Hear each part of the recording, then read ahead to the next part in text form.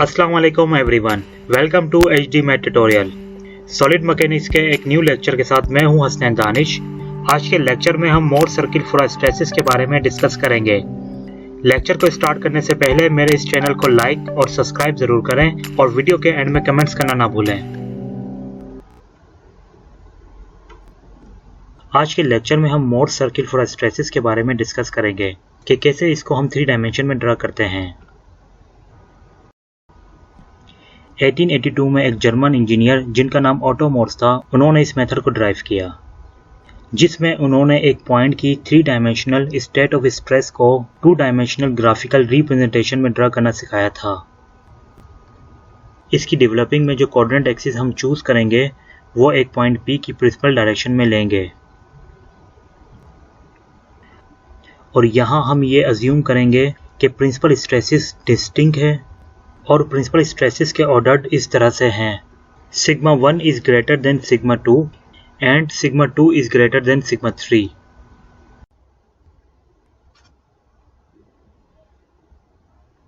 Now अब consider करते हैं coordinate axis in the direction of principal stresses sigma 1, sigma 2, sigma 3 इस तरह से। कंसीडर करते हैं एक बॉडी जिसका वॉल्यूम V और सरफेस S है और इस बॉडी के किसी भी पॉइंट पर, लेट्स से वो पॉइंट आपका P है, हम स्ट्रेस वेक्टर इस तरह मालूम कर सकते हैं: Fin equal to sigma ij into nj। Now in component form the stress vector is given by this. For I equal to 1 we get first stress component at the point P, this F1n equal to sigma 1j into nj। Now here j is dummy index, so इसके लिए अब हम इनको सम कर देंगे इस तरह से: F1n equal to sigma 11 into n1 plus sigma 12 into n2 plus sigma 13 into n3, और इसको हम फर्स्ट स्ट्रेस कंपोनेंट कहते हैं पॉइंट P पर। सिमिलरली इसी तरह से सेकंड स्ट्रेस कंपोनेंट के लिए हम I इक्वल टू 2 पुट करेंगे, so we get this F2n equal to sigma 2j into nj equal to sigma 21 into n1 plus sigma 22 into n2 plus sigma 23 into n3।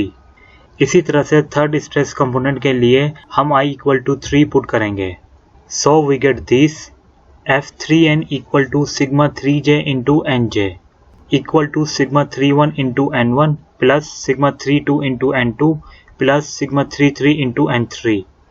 अब इस stress vector के components को हम equation number 1 का नाम देते हैं। अब इक्वेशन नंबर 1 को सिंप्लीफाई करने के लिए हमें पॉइंट P पर स्ट्रेसेस मतलब सिग्मा ij को और इसकी डायरेक्शन मतलब nj को कैलकुलेट करना होगा। तो किसी भी पॉइंट P पर स्ट्रेसेस को कैलकुलेट करने के लिए हम प्रिंसिपल स्ट्रेसेस को यूज करते हैं। U normal stress sigma 11 equal to sigma 1 होगी और इसके करस्पॉन्डिंग शियर स्ट्रेस मतलब सिग्मा 12 और सिग्मा 13 इक्वल टू 0 होगी। इसी तरह से normal stress sigma 22 equal to sigma 2 होगी और इसके corresponding shear stress sigma 21 and sigma 23 equal to 0 होगी। इसी तरह से normal stress sigma 33 equal to sigma 3 होगी और इसके corresponding shear stress sigma 31 and sigma 32 equal to 0 होगी। So substituting this values in equation number 1 we will get this F1n equal to sigma 1 into n, F2n equal to sigma 2 into n, F3n equal to sigma 3 into n।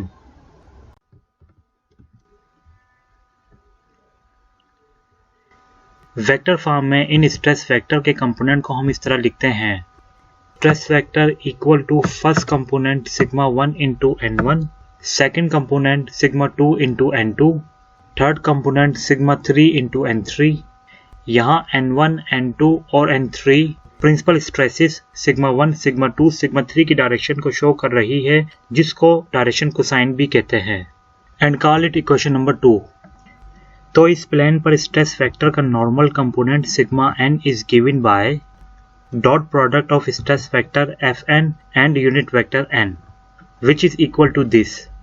Now taking dot product मतलब corresponding elements को आपस में multiply कर देंगे, so we will get normal stress sigma n is equal to sigma 1 n1 square plus sigma 2 n2 square plus sigma 3 n3 square and call it equation 3. Since हमें पता है कि किसी भी पॉइंट P पर स्ट्रेस वेक्टर Fn कैप को हम दो कंपोनेंट्स में ब्रेक कर सकते हैं। First is normal component which is denoted by sigma n and second is share component which is denoted by sigma s। और इनको हम इस तरह रिलेट कर सकते हैं। Stress vector Fn cap equal to normal component sigma n in the direction of normal plane n plus shear component sigma s in the direction of tangential plane t. Now squaring on both sides we will get this Fn square equal to sigma n square plus sigma s square। और इसके लिए हम यहाँ रखेंगे sigma s square equal to Fn square minus sigma n square which is equal to sigma s square equal to sigma 1 square and 1 square plus sigma 2 square and 2 square plus sigma 3 square and 3 square minus sigma n square and call it equation 4।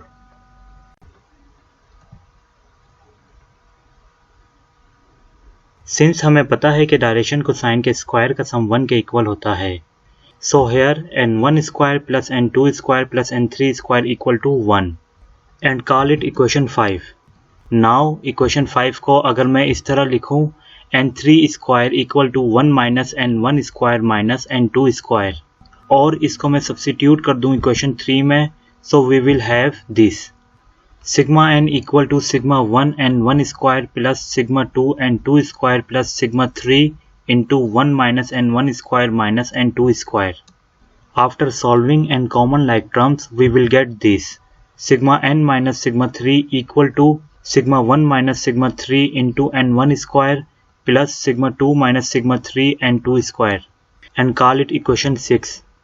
Now again substitute equation 5 in equation 4, so we will get this sigma s square equal to sigma 1 square and 1 square plus sigma 2 square and 2 square plus sigma 3 square into 1 minus n1 square minus n2 square minus sigma n square। After solving and common like terms we will get this sigma s square equal to sigma 1 square minus sigma 3 square and 1 square plus sigma 2 square minus sigma 3 square and 2 square minus sigma n square minus sigma 3 square and call it equation 7। Now अब मैं आपको यहाँ ये show करूँगा कि equation 6 और equation 7 की मदद से हम मोर सर्किल को ड्रा कर सकते हैं। For this अब हम equation 6 और equation 7 में से n2 square को एलिमिनेट करेंगे।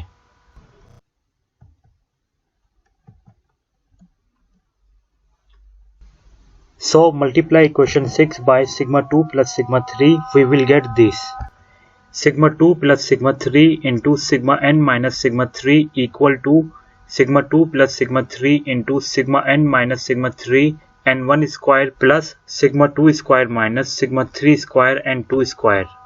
Here the term sigma 2 square minus sigma 3 square is equal to sigma 2 minus sigma 3 into sigma 2 plus sigma 3 and call it equation 8। Now subtracting equation 8 from equation 7 and cancel n2 square terms, we will get this sigma 2 plus sigma 3 into sigma n minus sigma 3 minus sigma s square equal to sigma 2 plus sigma 3 into sigma 1 minus sigma 3 minus sigma 1 square minus sigma 3 square and 1 square plus sigma n square minus sigma 3 square। Taking n1 square terms on left hand side and other terms on right hand side, we will get this sigma 1 minus sigma 3 into sigma 2 plus sigma 3 minus sigma 1 plus sigma 3 and 1 square equal to sigma 2 plus sigma 3 into sigma n minus sigma 3 minus sigma s square minus sigma n square minus sigma 3 square।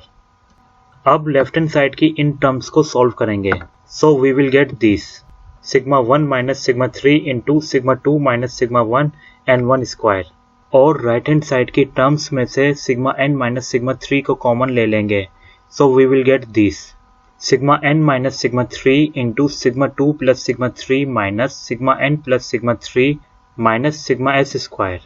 अब right hand side की इस term को solve करेंगे, we will get this sigma 1 minus sigma 3 into sigma 2 minus sigma 1 and 1 square equal to sigma n minus sigma 3 into sigma 2 minus sigma n minus sigma s square। अब यहाँ हम आसानी से n1 square की value find कर सकते हैं इस तरह से n1 square equal to sigma n minus sigma 3 into sigma 2 minus sigma n minus sigma s square over sigma 1 minus sigma 3 into sigma 2 minus sigma 1. Here taking common minus sign from numerator and denominator, so we will get this. n1 square equal to sigma n minus sigma 2 into sigma n minus sigma 3 plus sigma s square over sigma 1 minus sigma 2 into sigma 1 minus sigma 3 and call it equation 9.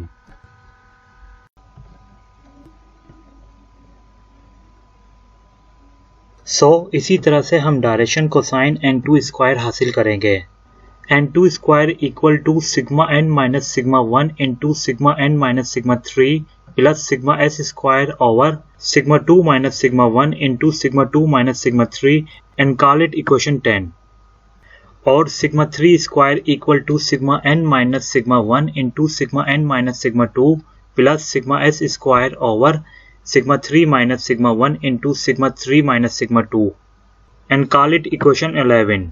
आप इन तीनों equations को इस तरह remember कर सकते हैं कि denominator में सिग्मा n को सिग्मा 1 से रिप्लेस कर दिया है, जिसको आपने इक्वेशन 9 का नाम दिया है. इसी तरह से इक्वेशन 10 में डिनोमिनेटर में सिग्मा n को सिग्मा 2 से रिप्लेस कर दिया है और इक्वेशन 11 में सिग्मा n को सिग्मा 3 से रिप्लेस कर दिया है. ये इक्वेशंस मोर सर्किल को ड्रा करने की बेसिक हैं. नाउ अब हम इन इक्वेशंस को वन बाय वन लेकर सॉल्व करेंगे.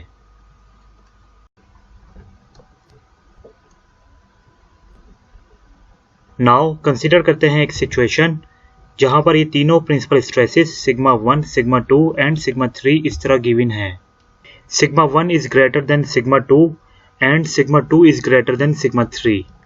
इक्वेशन 9 में हम ये देख सकते हैं कि ये तीनों stresses sigma 1, sigma 2 and sigma 3 को हम एक मैग्नीट्यूड के साथ रिलेट कर सकते हैं इस तरह से कि सिग्मा 1 और सिग्मा 2 का डिफरेंस एक पॉजिटिव क्वांटिटी है. क्योंकि सिग्मा 1 ग्रेटर देन है सिग्मा 2 से, इसलिए पॉजिटिव आएगा. इसी तरह से सिग्मा 1 और सिग्मा 3 का डिफरेंस भी एक पॉजिटिव क्वांटिटी आएगी. यूं सिग्मा 1 माइनस सिग्मा 2 और सिग्मा 1 माइनस सिग्मा 3 की प्रोडक्ट भी पॉजिटिव आएगी. और हम इक्वेशन 9 में ये भी देख सकते हैं कि n1 स्क्वायर की वैल्यू 0 या पॉजिटिव होगी. सो इसलिए n1 square is greater than और इक्वल टू 0 है. सो इक्वेशन 9 में हमारा डिनोमिनेटर और n1 स्क्वायर पॉजिटिव हैं. इसका मतलब ये हुआ कि नोमिनेटर को 0 या ग्रेटर देन 0 होना पड़ेगा. इससे हम ये कंक्लूजन निकाल सकते हैं कि अगर n1 square is greater than equal to 0 हो तो हम ये रखेंगे sigma n minus sigma 2 into sigma n minus sigma 3 plus sigma s square greater than equal to 0. Now अब आप इसको इस तरह लिख सकते हैं sigma n square minus sigma 3 sigma n minus sigma 2 sigma n plus sigma 2 sigma 3 plus sigma s square greater than equal to 0. Taking common minus sigma n from these terms, we will get this. Sigma n square minus sigma 3 plus sigma 2 sigma n plus sigma s square greater than equal to minus sigma 2 sigma 3. Now left hand side shows the quadratic equation in sigma n. अब इस quadratic equation को solve करने के लिए हम completing square method को use करेंगे.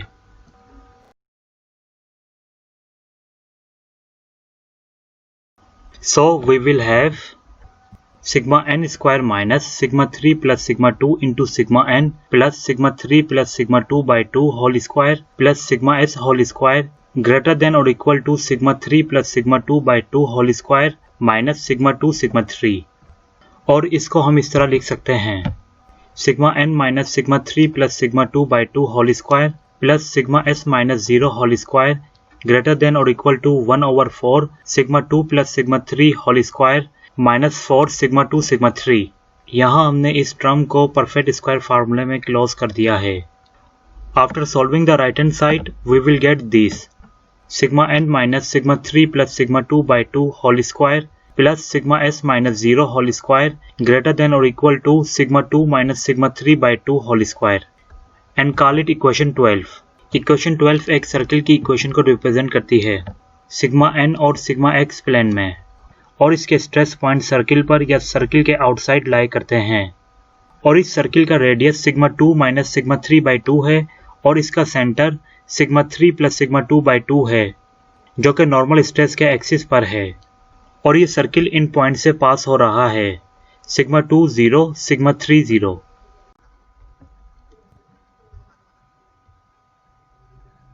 Equation 9 को ग्राफिकली इस तरह रिप्रेजेंट कर सकते हैं। कंसीडर करते हैं एक प्लेन सिग्मा n और सिग्मा x। यहाँ सिग्मा n x डायरेक्शन में है और सिग्मा s y डायरेक्शन में है। अब हम इन स्ट्रेसेस को इस तरह लिख सकते हैं कि ये हमारी सिग्मा 1 स्ट्रेस है और ये सिग्मा 2 स्ट्रेस है और ये सिग्मा 3 स्ट्रेस है। तो सिग्मा n और सिग्मा s के तमाम स्ट्रेस पॉइंट के लिए हम एक सर्किल हासिल करेंगे जिसके स्ट्रेस पॉइंट सर्किल पर और सर्किल के बाहर की तरफ लाई करते होंगे और इस सर्किल का रेडियस सिग्मा 2 माइनस सिग्मा 3/2 है और सेंटर सिग्मा 2 प्लस सिग्मा 3/2 है जो कि नॉर्मल एक्सिस पर लाई करता है। इसलिए इसका सेंटर सिग्मा 2 और सिग्मा 3 के दरमियान लाई करता है और वो ये है। और अगर हम इन पॉइंट्स के दरमियान सर्किल ड्रा करें तो वो सर्किल इन पॉइंट से पास होगा।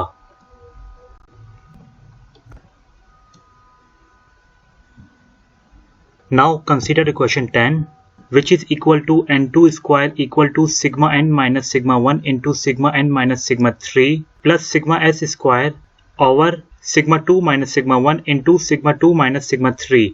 Since हमें पता है कि sigma 1 is greater than sigma 2 and sigma 2 is greater than sigma 3. Now अब ये inequality sigma 2 minus sigma 1 negative है क्योंकि हम स्मॉल क्वांटिटी से लार्ज क्वांटिटी को माइनस कर रहे हैं और सिग्मा 2 माइनस सिग्मा 3 पॉजिटिव है। यूं सिग्मा 2 माइनस सिग्मा 1 और सिग्मा 2 माइनस सिग्मा 3 की प्रोडक्ट भी नेगेटिव होगी। इसलिए इक्वेशन नंबर 10 में डिनोमिनेटर नेगेटिव होगा और हमें यह भी पता है कि n2 स्क्वायर की वैल्यू 0 या पॉजिटिव होती है। तो इसलिए अगर इक्वेशन 10 में n2 स्क्वायर ग्रेटर देन और इक्वल टू 0 हो तो हमारा नोमिनेटर लेस देन और इक्वल टू 0 होगा। So we will have this sigma n minus sigma 1 into sigma n minus sigma 3 plus sigma s square less than equal to 0. अब इसको simplify करने के बाद we will get this.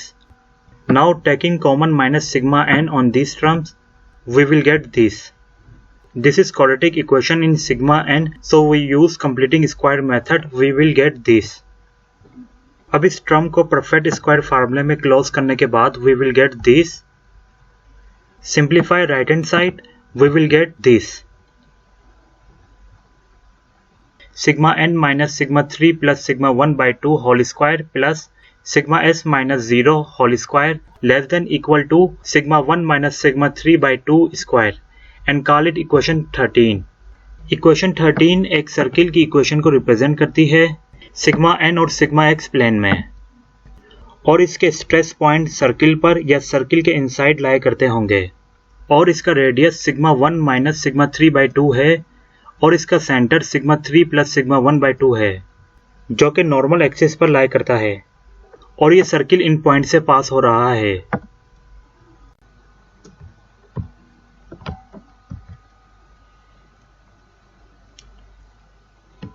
Graphically equation 13 को हम sigma n और sigma s plane में stress sigma 1 और स्ट्रेस सिग्मा 3 के दरमियान इस तरह ड्रा कर सकते हैं जिसके स्ट्रेस पॉइंट सर्किल पर या सर्किल के इनसाइड लाई करते होंगे जिसके स्ट्रेस पॉइंट सर्किल पर या सर्किल के इनसाइड लाई करते होंगे और इस सर्किल का रेडियस सिग्मा 1 माइनस सिग्मा 3/2 है और इसका सेंटर सिग्मा 1 प्लस सिग्मा 3/2 है। Now consider equation 11 which is equal to n3 square equal to sigma n minus sigma 1 into sigma n minus sigma 2 plus sigma s square over sigma 3 minus sigma 1 into sigma 3 minus sigma 2. Since हमें पता है कि sigma 1 is greater than sigma 2 and sigma 2 is greater than sigma 3. Now अब ये inequality sigma 3 minus sigma 1 negative है और sigma 3 minus sigma 2 negative है।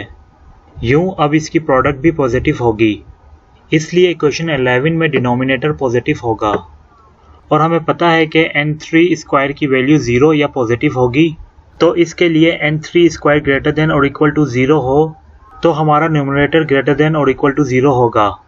सो we will have this sigma n minus sigma 1 into sigma n minus sigma 2 plus sigma s square greater than और equal to 0 अब इसको simplify करने के बाद we will get this. Now taking common minus sigma N on this term we will get this. It is a quadratic equation in sigma N. To solve this equation by using completing square method we will get this. Now अब इस terms को हम perfect square वाले फार्मूले में enclose कर देंगे और राइट हैंड साइड को सॉल्व कर लेंगे। So we get this. After solving the right hand side we will get this. Sigma n minus sigma 2 plus sigma 1 by 2 whole square plus sigma s minus 0 whole square greater than और equal to sigma 1 minus sigma 2 by 2 whole square and call it equation 14।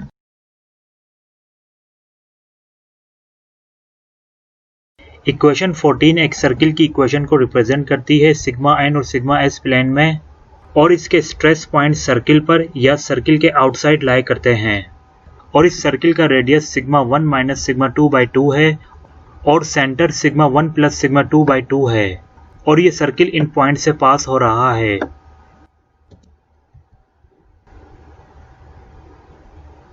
Graphically equation 14 को हम sigma N और sigma S plane में stress sigma 1 और stress sigma 2 के दरमियान इस तरह ड्रा कर सकते हैं, जिसके स्ट्रेस पॉइंट सर्किल पर या सर्किल के आउटसाइड लाई करते हैं, और इस सर्किल का radius sigma 1 minus sigma 2 by 2 है और centre sigma 1 plus sigma 2 by 2 है, और इन सर्किल्स में maximum shear stress sigma 1 minus sigma 3 by 2 है। यूं equation 12, 13, 14 are valid in the shaded area bounded by circle this, और इसको हम मोर सर्किल फॉर हिस्टैरिसीस कहते हैं।